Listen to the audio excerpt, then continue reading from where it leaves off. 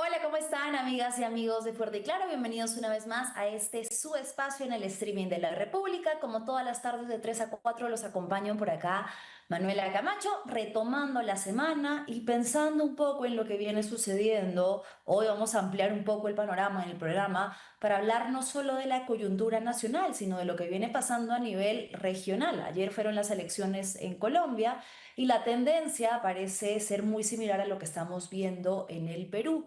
No solo porque hay una diferencia demasiado estrecha, casi simétrica, mitad, mitad del país que vota distinto por un candidato con una ideología opuesta al del otro o la otra candidata, sino también porque, según todo parece indicar, nuevamente en este escenario, también se implicaría el retorno de la ultraderecha a el gobierno colombiano. Vamos a hablar de eso un poco más adelante. He podido estar muy de cerca con la cobertura de medios colombianos. Vamos a poder indagar un poco más a profundidad.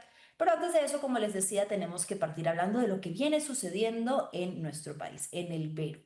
Antes de hablar sobre en qué van los resultados electorales, increíble que una semana después, varios días, no más de una semana después, todavía no tengamos resultados claros, a diferencia, por ejemplo, de Colombia, que ya tiene un preconteo bastante acertado y que en poco tiempo va a tener resultados definidos por los jueces electorales. Pero bueno, para hablar de eso un poquito más adelante, partamos de un tema que ya habíamos abordado la semana pasada, el famoso viaje de nuestro actual presidente por accidente, el señor José Balcázar, al Vaticano. Aquí ya habíamos hablado con diversos periodistas sobre la sorpresiva inclusión de la figura de una primera dama que nadie conocía, que no ocupa ningún cargo formal dentro del Estado y que había sido, según señalaba, por ejemplo, Carlos Viguria de IDL Radio, la gestora detrás de todo este viaje. Pues resulta que el fin de semana, gracias a un reportaje de Cuarto Poder y a registro fotográfico del viaje, nos enteramos que también acudieron las hijas del señor Balcázar. Está ahí la fotografía para que usted la pueda ver. En este viaje se han destinado aproximadamente, según el oficio formal del peruano, un total de $69.000. Eso es lo que nos ha costado a los peruanos, porque claro, sale de las arcas del Estado, el viaje para una delegación de más de 7 personas, ¿no? Más de 271.000 soles de recursos públicos en una visita al Papa, al Vaticano, que nos preguntamos, además de la poca transparencia que ha habido, si es que era realmente necesaria, urgente y de convocatoria trascendental ante la gravedad de los otros problemas que acarrean a la sociedad peruana, ¿no? Habían varios problemas relacionados con este viaje y que empezaban a disparar por todos lados las alertas sobre cómo se llevó a cabo, ¿no?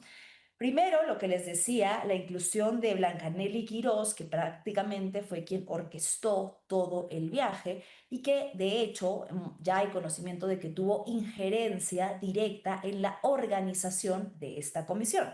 Se presentó en el Ministerio de Relaciones Exteriores para reunirse con el subdirector de privilegios e inmunidades y participar de la organización de esta comitiva. Que hizo también durante esta reunión? Pues incluir a sus dos hijas dentro del grupo que iba a estar cerca a el Papa. Se supone que hay un límite máximo de personas que pueden acudir a esta visita. El protocolo usual contempla a 10 personas. Sin embargo, qué lindo. Los peruanos, resaltando nosotros, por sacarle la vuelta a la norma, por no cumplir con lo establecido y finalmente la delegación traspasó esa cantidad de personas. Estaba conformada por 13 personas que incluyeron a las hijas de Balcázar. Esto, por supuesto, que no tiene ningún tipo de sustento. Si el presidente quería viajar y su esposa quiso aprovechar que la presidencia le cayó del cielo para conocer al Papa, uno, jamás debió hacerse con los recursos públicos de todos los peruanos y dos, no tenían por qué incluir en la visita a sus hijas que no ocupan ningún tipo de cargo de relevancia, que podían, si querían verlo como cualquier ciudadano y cualquier civil, esperarlo afuera en las calles y saludarlo de lejos. No es posible hacer uso de un cargo en el Estado que le ha sido otorgado, bueno, de una manera muy de suerte, ¿no? Porque no ha sido elegido democráticamente. El señor Balcázar nadie lo eligió, finalmente entró en reemplazo del señor José Gerí, pero está ocupando el cargo para beneficio personal y familiar. Había un segundo punto importante que era el tema de la cobertura. Todo este tipo de viajes, todo viaje de la presidencia que implique uso de recursos del Estado, tiene que tener transparencia. ¿Qué quiere decir esto? Que a lo largo del trayecto nosotros como ciudadanos deberíamos haber podido tener acceso milimétricamente a cada una de las visitas que tuvo el señor Balcázar.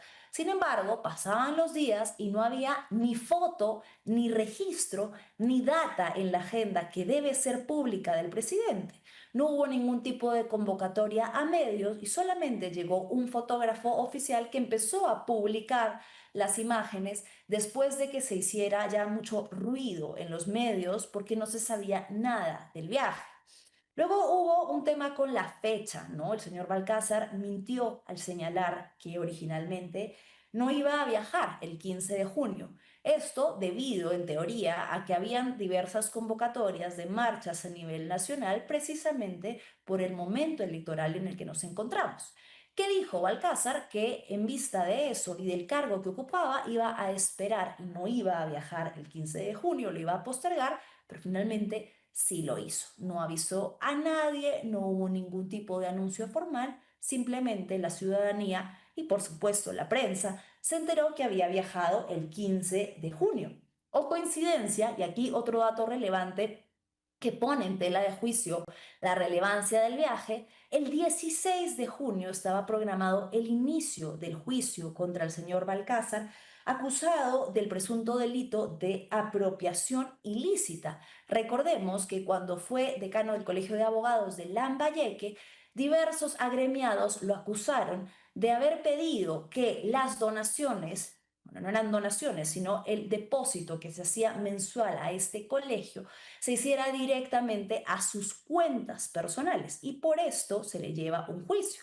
Pero, oh casualidad, decidió viajar un día antes del inicio para que su defensa pudiera alegar que necesitaban que se postergara. Efectivamente, le dieron una nueva fecha y de no acudir a esta nueva fecha que se le ha estipulado, podría ser declarado reo contumaz.